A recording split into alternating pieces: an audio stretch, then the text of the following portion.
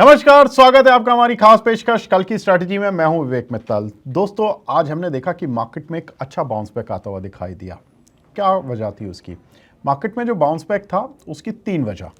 पहला कि लगातार 3 दिन से एफआईज जो बिकवाली करते हुए जा रहे थे, उन्होंने अचानक से कल के सत्र में खरीदारी की, जिससे एक मार्केट का सेंटीमेंट मॉर्निंग से ही पलट गया। मार्केट में एक था कि चलो ठीक है, नीचे के स्तर पर खरीदारी करते हैं। क्यों?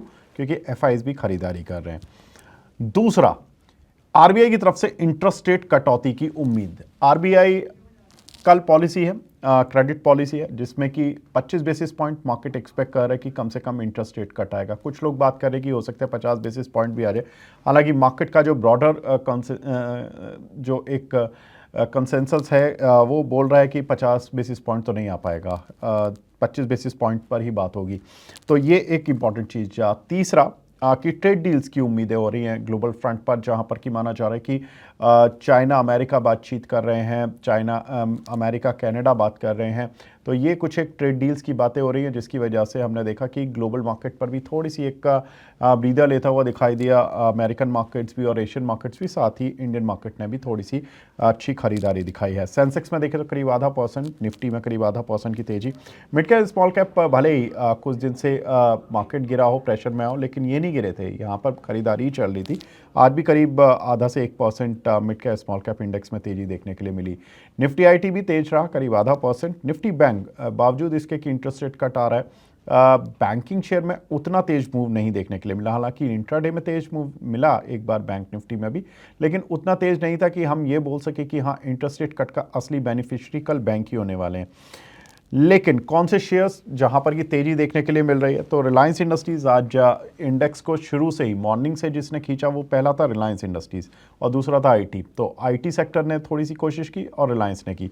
उसके बाद जो अच्छे लार्ज कैप थे उनमें इटर्नल, जो कि जोमेटो है, जहां पर कि हमने 4.5% की तेजी देखी। लगातार ये काउंटर अच्छी तेजी दिखा रहा है। ट्रेंड में करीब 3% की खरीदारी आती हुई दिखाई दी। डॉक्टर रेड्डीज में भी काफ़ी दिनों की थोड़ी सी एक रेंज बाउंड या नेगेटिव साइड पर जाने के बाद 3.5% की तेजी यहाँ पर भी आती हुई दिखाई दी। निफ्टी के गिरने वाले शेयर्स में सरप्राइजिंगली एक्सिस बैंक है, जहां पर कि करीब 1% की गिरावट आती हुई दिखाई दी। बजाज फाइनेंस, जहां पर कि करीब आधा % की गिरावट देखी गई। M&M करीब 0.25% गिरा, और इंडसइंड बैंक करीब 1.25% गिरता हुआ दिखाई दिया। मिड कैप के चढ़ने वाले शेयर्स में कौन से शेयर थे? उसमें देखें तो हिंदुस्तान जिंक, जहां पर हमने देखा कि इंटरनेशनल मार्केट में चांदी की कीमतों में आज जोरदार तेजी आती हुई दिखाई दी है। MCX पर भी चांदी करीब 3500 रुपये बढ़ चुकी है, 1 लाख के पार हो चुकी है, जिसकी वजह से हमने देखा कि हिंदुस्तान जिंक पर सीधा पॉजिटिव इंपैक्ट आता हुआ दिखाई दिया। काउंटर आज 5% चला। इंडिया की इकलौती कंपनी है जो कि चांदी की माइनिंग करती है, प्रोसेसिंग करती है, तो उसमें इस कंपनी को सीधा फायदा मिलता है इस सेगमेंट से। ग्लैंडमार्क फार्मा, जहां पर कि हमने अच्छी तेजी आती हुई दिखाई दी। L&T फाइनेंस और एंजल वन, मार्केट का सेंटीमेंट सुधरने से डेफिनेट सी बात है कि जो एंजल वन का शेयर होता है हमेशा सुधर जाता है, तो इस बार भी तेजी बनती हुई दिखाई दी है। साथ ही अगर देखें तो मिड कैप के गिरने वाले शेयरों में आरबीएल बैंक और फेडरल बैंक, यहाँ पर कुछ हद तक गिरावट आती हुई दिखाई दी। तो इंटरेस्ट सेंसिटिव में खासतौर से बैंकिंग शेयरों में प्रॉफिट बुकिंग आरबीआई पॉलिसी से पहले ही आ रही है। हुड को यहाँ पर भी करीब 2.25% की गिरावट, और सोना BLW में करीब 1.25% से 1.5% की, माफ़ कीजिएगा, करीब 2% की गिरावट आती हुई दिखाई दी। 52 वीक हाई किन शेयर्स ने लगाए? वेलस्पन कॉर्प ने लगाए, जो कि लगातार नतीजों के बाद तेजी दिखाए जा रहा है, और काउंटर अब लगभग 1000 के पास पहुंच गया है। BSE इंडिया, ये तो रुक ही नहीं रहा है शेयर, ये तो ज़बरदस्त तेजी दिखा रहा है। कभी NSE IPO की वजह से चल जाता है, कभी मार्केट सेंटीमेंट पॉजिटिव होने की वजह से चल जाता है। MCX, यहाँ पर भी अब दूसरा एक्सचेंज भी काउंटर मूव दिखा रहा है, क्योंकि कमोडिटी में तेजी है, कमोडिटी वॉल्यूम्स बढ़ रहे हैं, जिसका फ़ायदा MCX को भी मिल रहा है।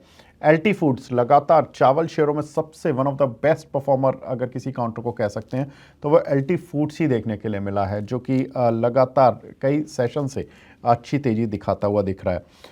अब कल का मार्केट किस तरह का रहेगा, कल की स्ट्रैटेजी क्या रहेगी? तो शरद मिश्रा .com के प्रमोटर शरद मिश्रा जी से हमने बात की, तो उन्होंने कहा कि निफ्टी अभी भी स्ट्रांग ही लग रहा है। वैसे तो 24,750 पर बंद हुआ, लेकिन 24,770 के अगर ऊपर कल ट्रेड करना शुरू करे तो आप एक बार के लिए लॉन्ग ले सकते हैं।